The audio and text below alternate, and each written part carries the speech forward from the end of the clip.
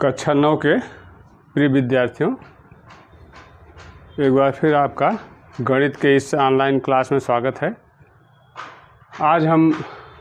आज के वीडियो में हम सीखेंगे कि वास्तविक संख्याओं का संख्या रेखा पर कैसे निरूपण करते हैं, कैसे दिखाते हैं। How to represent the real numbers on the number lines.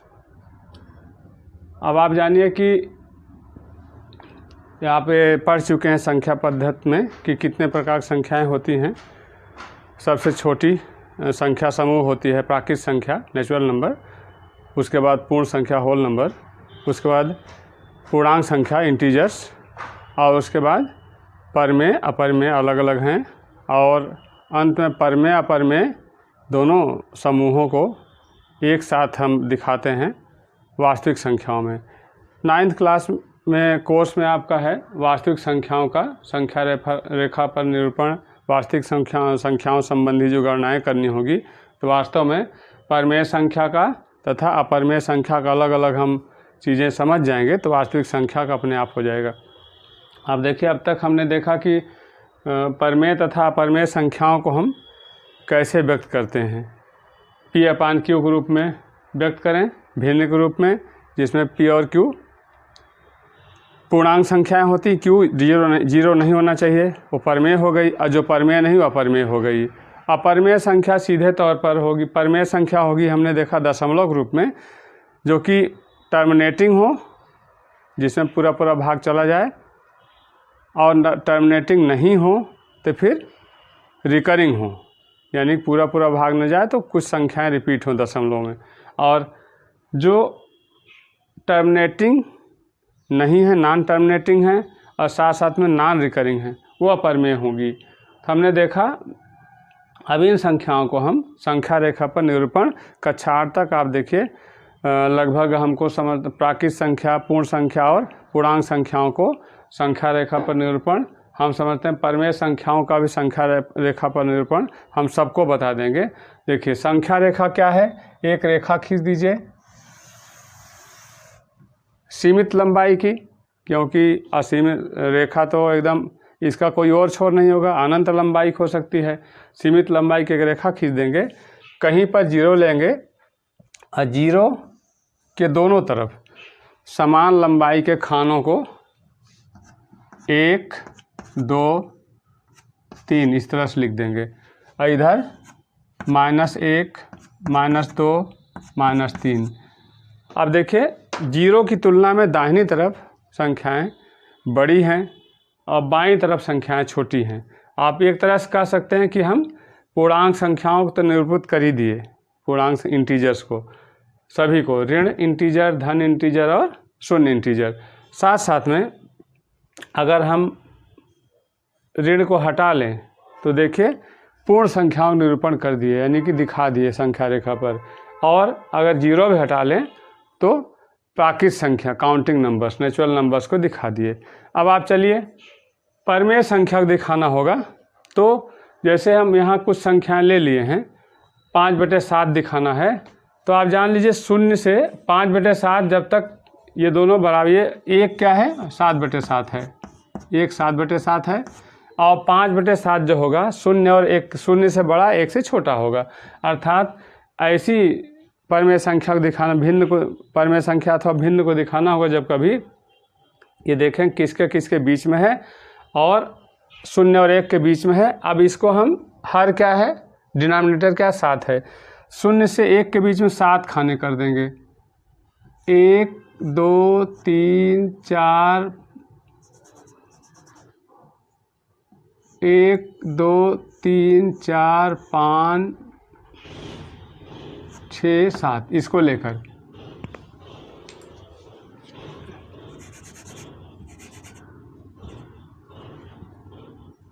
1, 2, 3, 4, 5, 6, 7 आप समझ सकते हैं। इसमें एक खाना 1/7 होगा, दूसरा 2/7, तीसरा 3/7, चौथा 4/7, पाँचवा 5/7 और 6/7 और 7/7। 7/7 माने 1, तो ये हमारा हो गया 5/7 यहाँ। ठीक, इसी प्रकार 11/7 हो जाएगा। यानी कि 11/7, 7 दूनी 14, 2 से छोटा 1 से बड़ा है, तो हम क्या करें 1 और 2 के बीच में 7 खाने बनाएंगे। 1 2 3 4 5 6 7, ये हो गया 14/7। हमको 11/7 दिखाना है, यहाँ तक 7/7 है, 8 9 10 11/7, ये हो जाएगा 11/7। इस तरह से आप अगर धनात्मक परिमेय संख्या है तो उसको दाहिनी तरफ दिखाएंगे, किसके किसके बीच में पड़ता है, हर क्या है कि उस भिन्न संख्या का, उसके हिसाब से उतने खाने कर लेंगे। अब ये इस तरह से हम माइनस में दिखाना है, तो ये 0 और -1 के बीच में है ये, और -8/5, 5 दूनी 10, यानी कि -2 और -1 के बीच में है। अब ध्यान दीजिए, 0 से बड़ा 0 से छोटा है -1, और जिधर देखिए संख्या 2, वास्तव में 2 संख्या, यहाँ एक तुलना लिख लें, 2 संख्या 3 से छोटी होती है, लेकिन -2 संख्या -3 से बड़ी हो जाएगी। ध्यान दीजिए, ऋण माने जैसे आप कर्जे की बात करें तो आपके पास 2 रुपये हैं, 3 रुपये से छोटा होगा, लेकिन कर्ज की बात करें तो ऋण 2, यानी 2 का कर्ज है, 2 रुपये कर्ज है और 3 रुपये कर्ज है किसी के पास, आप उससे धनी हैं। कहने मतलब जब संख्याएं ऋण में जितना अधिक होंगी उसका मान उतना ही कम होता है। अब इस पर चलते हैं, यहाँ देखिए, इसको दिखाना होगा, ये 0 से 1 के बीच में पड़ता है, इसको 5 खाने करेंगे, 1 2 3 4 5, ये 5/5 हो जाएगा, तो -1/5, -2/5 यहाँ हो जाएगा, -2/5। इसी तरह से यहाँ पर 5/5 हुआ, 1 2 3 4 5, ये हो गया -10/5, यानी कि 5 दूनी 10, हमारा हो जाएगा यहाँ तक 5/5, यहाँ तक ये। अब -6/5, -7/5, -8/5, ये हो जाएगा -8/5, ये हो जाएगा हमारा -2/5। इस तरह से परिमेय संख्याओं को दिखा पाएंगे। अब प्रत्येक पूर्णांक संख्या परिमेय संख्या अपने आप में होती हैं, क्योंकि पूर्णांक संख्याएं 0 1 2 3 अथवा -1 -2 3, इन सबको प्रत्येक को 1 से भाग दे सकते हैं, भिन्न के रूप में व्यक्त कर सकते हैं। अर्थात पूर्णांक संख्याएं अपने आप में एक परिमेय संख्याएं हैं, लेकिन उनके अलावा भी कुछ भिन्न संख्याएं जिनको किन्हीं 2 पूर्णांक संख्याओं के बीच में रखें। 4 उदाहरण में दिया, बाकी आप प्रैक्टिस करिएगा। अपरिमेय संख्या जो कि आप इसको आप पर संख्या रेखा पर नहीं दिखाए होंगे, उसको आज हम देखते हैं। और इसके लिए थोड़ा सा आपको रेखा गणित की सहायता लेना पड़ेगा, ज्योमेट्री की। इसमें देखेंगे पाइथागोरस का प्रमेय है, आप पहले खींच लेंगे, इनका दशमलव मान आप जानते रहेंगे। जैसे 2 क्या है, √2 का वर्गमूल 1.414, √3 का 1.732, और √5 जो है किसके किसके बीच में है, ये ध्यान देना होगा। √5 4 का वर्गमूल 2 होगा और 9 का वर्गमूल 3 होगा, यानी 2 3 के बीच में है। ये सब क्या है, 1 2 के बीच में है, 1 2 के बीच में है, ये 2 3 के बीच में है, सॉरी 1 2 के बीच में भी होगा, 1 मिनट, 2 दूनी 4, हाँ 2 3 के बीच में होगा। ये देखिए, ये दोनों 1 2 के बीच में होंगे, 1 दशमलव कुछ है, 1 दशमलव कुछ है, ये हमारा 2 दशमलव कुछ है, ये भी 2 दशमलव कुछ है, क्योंकि 9 का वर्गमूल 3 होता है, तो ये 3 से छोटा है इसका मान, कि 2 दशमलव कुछ, यानी कि ये दोनों 2 3 के बीच में होंगे, ये 1 2 के बीच में होगा। अब खींचते हैं, पहले एक एक खींचते हैं। इसमें देखिए आप, क्योंकि प्लस में है इसलिए 0 यहाँ दिखा देंगे, आप अपने सुविधा से काम करेंगे। ये देखिए 1 2, पहले √2 दिखाना है, तो क्या करेंगे आप, पटरी प्रकार की सहायता से कोण बनाते हैं, चाँदे की सहायता से बनाते हैं। पटरी प्रकार माने कंपास और चाँदा माने प्रोटेक्टर।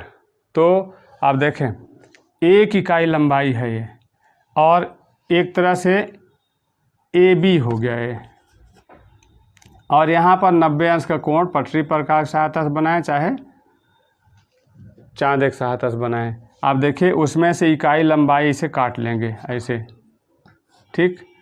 अब देखिए एक इकाई लंबाई, ये हो गया समकोण त्रिभुज हुआ, यहाँ पर 90 अंश कोण बनाए हैं। तो इसको मिलाएंगे नहीं, इतना हम नाप लेंगे किसमें, प्रकार में, और उससे चाप लगा देंगे। ये यहाँ पर हमारा हो जाएगा, ये डॉट को शो कर देंगे, तो यहाँ हमारा √2 हो जाएगा। इतना √2 है। जब कभी आएगा एक का दिखाने का आएगा तो इसलिए आप यहाँ दिखा सकते हैं √2। यही लंबाई, इतना लंबाई यहाँ नाप लिए, तो यह हमारा 1 और 2 के बीच में √2 हो गया। यहाँ लिख पाएंगे √2। इसी प्रकार √3 दिखाना होगा, इसी को आगे बढ़ाएंगे। इसको आगे कैसे बढ़ाएंगे, आप देखिए, इसको हम मिटा देते हैं। इसको आगे बढ़ाएंगे, इस पर इसकी लंबाई √2 है, इस पर हम 90 अंश का कोण बनाएंगे, ये और इसमें से एक इकाई काट लेंगे, ये। अब देखिए AB ये C था, अब ACD हो गया। अब इसको यहाँ से मिला देंगे, ये हमारा √2 है, ये हमारा 1 है। आप समझते हैं, इसको नहीं देखे, आधार वर्ग धन लंब वर्ग का वर्गमूल, यानी कि 1 का वर्ग 1 धन 1 2 √2 है ना, ये हो जाएगा। हम जानते हैं कर्ण का वर्ग बराबर होता है आधार वर्ग धन लंब का वर्ग, और कर्ण बराबर हो जाएगा √ में आधार वर्ग धन लंब का वर्ग, यानी कि √ में 1 का वर्ग 1, यहाँ हो जाएगा आपका AC बराबर हो जाएगा √1 का वर्ग धन 1 का वर्ग, ठीक। ये हो जाएगा हमारा √1 धन 1 2। और अब देखें AD बराबर क्या हो जाएगा, AD स्क्वायर बराबर समकोण त्रिभुज है, AD स्क्वायर बराबर हो जाएगा AC square plus CD square. लेकिन जब AD यानी कि वर्गमूल लेंगे दोनों पक्षों का, तो हो जाएगा हमारा AC वर्ग धन CD वर्ग। ये हमारा √2 है, 1 है, इसको 1 इकाई काटे हैं, √2 का वर्ग 2 हो जाएगा प्लस 1 √3 हो जाएगा, अर्थात इसका मान √3 हो जाएगा। लेकिन इस लंबाई से हमको मतलब है कि इसी लंबाई का हम चाप लेके इसे खींच देंगे, इससे थोड़ा बढ़ाएगा, यहाँ से यहाँ तक। ये कितनी लंबाई आ गई इस समकोण त्रिभुज की, कर्ण यानी हाइपोटेन्यूज, बेस परपेंडिकुलर, ये √3। इसको आप ऐसे चाप लेके यहाँ पर नोक रखेंगे, पेंसिल वाला नोक होगा, यहाँ ले आएंगे, ये यहाँ काटेंगे, ये √3 हो जाएगा, ठीक। इसको आगे बढ़ाते जाएंगे, फिर √ देखें, इसको अगर हम यहाँ देख रहे हैं, इसको आगे बढ़ा देंगे, अब ये √3 हुआ, और ले लेंगे, है ना, तो हमारा क्या हो जाएगा √3 ये है, और 1A √4 हो जाएगा, यानी कि यहाँ पर √4 हो जाएगा। उसके बाद फिर क्या करेंगे, एक और लेंगे तो √5 हो जाएगी, इस तरह से। लेकिन √5 को अलग से करते हैं,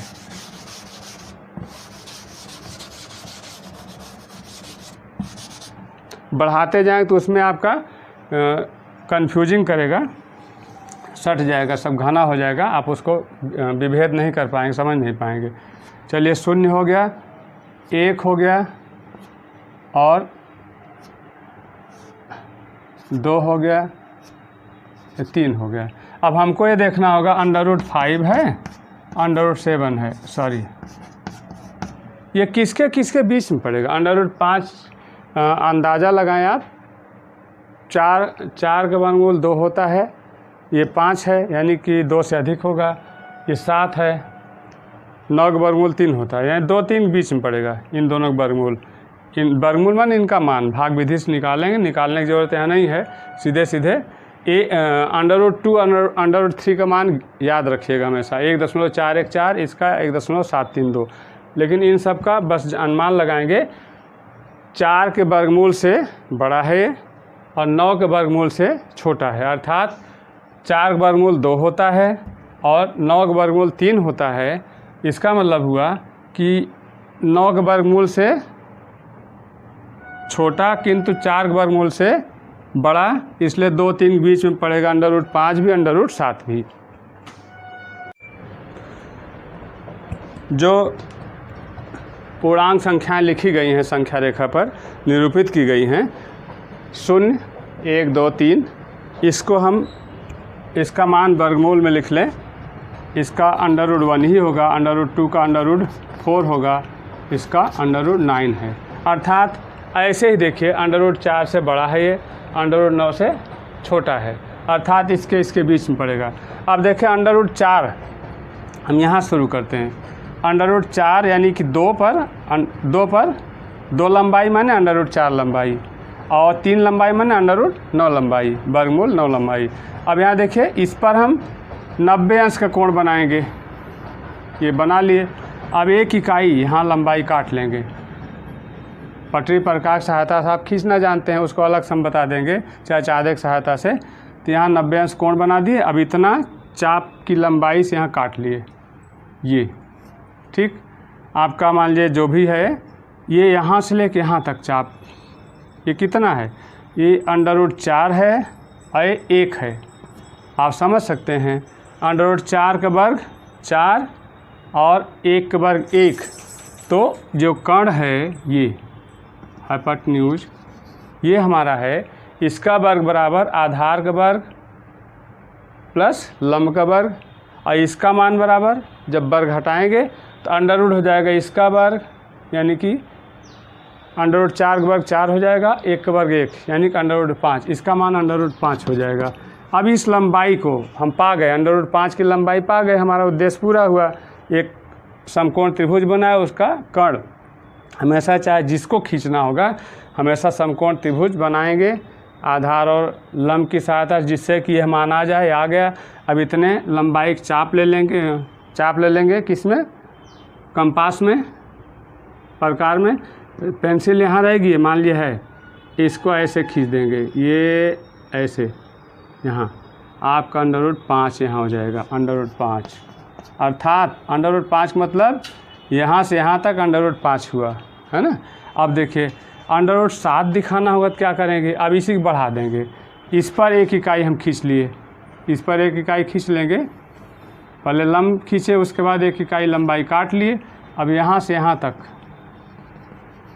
हमारा कितना हो जाएगी, यही लंबाई √7 होगी। कैसे, 1 हो गई, आधार का वर्ग यानी कि इस कर्ण का वर्ग बराबर हो जाएगा, इस कर्ण का मान हो जाएगा √ में, वर्गमूल में, इसका मान आधार वर्ग √5 का वर्ग बराबर 5, 1 का वर्ग 1 यानी कि √5 का वर्ग धन 1 का वर्ग, 5 धन 1 6, ये √6 हो जाएगा। अभी आपका हुआ ये √6 हुआ, ठीक, √6 हुआ। अब क्या करेंगे, इस लंबाई का हम चाप लेके खींचेंगे, ये यहाँ कहीं आएगा, यहाँ, ठीक। अब इस पर फिर से एक रेखा खींच करके लंब बनाती हुई प्रकार की सहायता से एक इकाई काट लेंगे। अब यहाँ जो त्रिभुज आएगा, है ना, ये त्रिभुज, देखिए ये तरीका यह है कि जब आपका √5 का बनाना हो तो √5 का बना दिए, ठीक, बना दिए, वो तो समझ गए होंगे आप। उसके बाद आप क्या करेंगे, दोबारा √7 का बनाना हो तो फिर से खींचिए आप, है ना, फिर से खींचेंगे। इसमें क्या करेंगे, इसको, ये तो आपका √5 का हो गया, अब इसको मिलाइए मत कहीं, ठीक। फिर देखिए अब उसके बाद √5 का हो गया, यहाँ पर आपका √5 आया मान लीजिए, यहाँ पर फिर एक रेखा खींच लिए, ये √6 हो गया, ठीक। अब इस √6 से यहाँ चिन्ह लगा लिए, यहाँ आ गया, ठीक, ये आ गया, ठीक। √5 हुआ, ये √6 हुआ, इसको मिलाना नहीं है, नहीं तो इसमें कंफ्यूज करेगा सब मिल करके। अब यहाँ देखिए √6 हो गया ये, अब इसको लाएंगे तो यहाँ काटे कहीं, ठीक है ना, यहाँ। अब √6 वाला इसको आगे बढ़ाएं, इस पर √6 वाले पे हमारा हो जाएगा √5 है, √6 है, ठीक।